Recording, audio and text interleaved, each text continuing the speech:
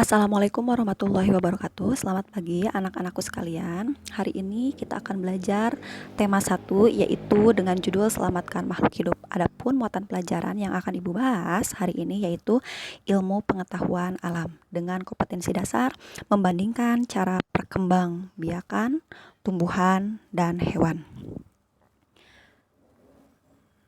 Baiklah anak-anak, perkembangbiakan tumbuhan itu dibagi menjadi 2. Ada yang disebut juga dengan generatif dan juga ada yang disebut juga dengan vegetatif. Apa sih yang dimaksud dengan generatif? Generatif itu adalah perkembangbiakan makhluk hidup yang terjadi melalui perkawinan atau penyerbukan. Nah, adapun yang dimaksud dengan vegetatif adalah perkembangbiakan makhluk hidup yang terjadi tanpa perkawinan atau penyerbukan. Nah, silahkan anak-anak catat di buku tugas masing-masing atau di buku tulis masing-masing hal-hal yang penting dan juga pengertian-pengertiannya ya. Nah, kemudian sekarang kita akan membahas tentang perkembangbiakan tumbuhan secara generatif. Nah, anak-anak, perkembangbiakan generatif itu terjadi pada tumbuhan yang berbiji. Alat perkembangbiakan tumbuhan berbiji itu adalah bunga. Pada bunga akan mengalami proses penyerbukan. Nah, di sini ada bagian-bagian dari bunga. Perhatikan. Nah, di sini ada benang sari, tangkai sari, kepala putik, tangkai putik, bakal bunga, mahkota bunga, kelopak bunga, dasar bunga, tangkai bunga. Nah, apa sih pengertian itu dari bagian-bagian bunganya? Nah, yang pertama itu ada yang disebut dengan tangkai bunga. Perhatikan anak-anak ya gambarnya. Tangkai bunga itu merupakan penghubung batang dengan bunga. Nah, sekarang ada yang disebut juga dengan dasar bunga. Dasar bunga itu apa? Dasar bunga itu merupakan ujung tangkai bunga yang besar. Nah, perhatikan ya, di sana ada anak panah yang menghadap ke dasar bunga. Kemudian yang ketiga ada yang disebut juga dengan kelopak bunga. Kelopak bunga itu merupakan bagian di dekat dasar bunga yang menyelimuti bunga saat bunga masih kuncup. Perhatikan ya, di sana sudah ada anak panahnya yang menunjukkan masing-masing pada bagian bunga tersebut. Kemudian yang selanjutnya ada yang disebut juga dengan mahkota bunga. Mahkota bunga itu bagian paling indah pada bunga. Mahkota bunga ini disebut juga dengan perhiasan bunga. Kemudian ada putik. Putik itu merupakan alat kelamin betina dari bunga. Putik terdiri atas apa saja? Yang pertama, kepala putik, tangkai putik, dan bakal buah. Kepala putik itu merupakan bagian putik paling ujung. Nah, di bawah kepala putik itu terdapat tangkai putik yang memanjang ke bawah.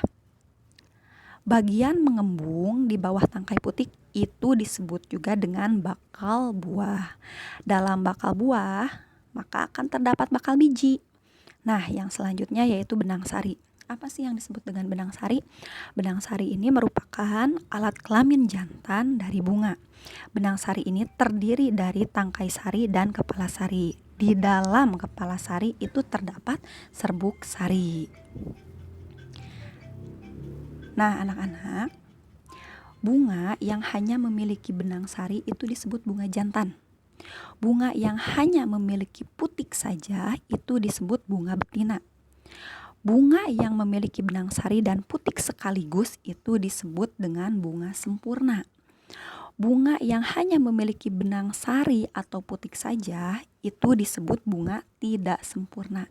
Jadi anak-anak, bunga jantan dan bunga betina termasuk bunga tidak sempurna.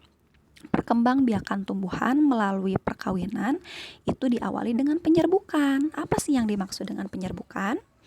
Penyerbukan adalah peristiwa pertemuan serbuk sari yang berasal dari kepala sari dan kepala putik. Setelah terjadi penyerbukan, segera terbentuklah buluh serbuk sari hingga mencapai bakal biji.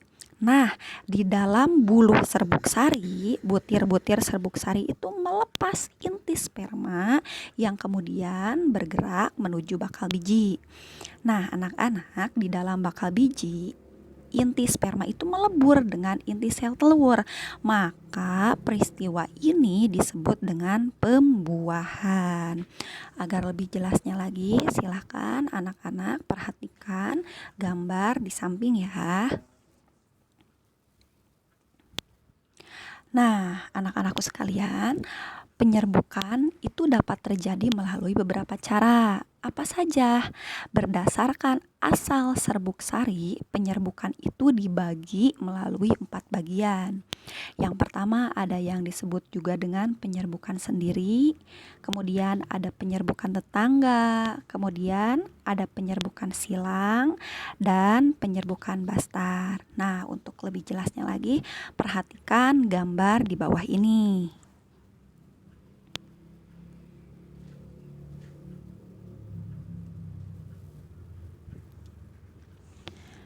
Nah, anak-anak, serbuk sari itu dapat jatuh ke kepala putik melalui beberapa pelantara, yaitu yang pertama penyerbukan oleh angin, kemudian yang kedua penyerbukan oleh air, yang ketiga penyerbukan oleh hewan, dan yang keempat yaitu penyerbukan oleh manusia. Nah, anak-anak, setelah anak-anak memperhatikan pemaparan materi yang telah Ibu jelaskan tadi, silakan anak-anak kerjakan tugas mandirinya di buku tema 1 masing-masing. Selamat mengerjakan dan tetap semangat ya. Usahakan mengerjakan tugas dengan tepat waktu. Sekian dari Ibu.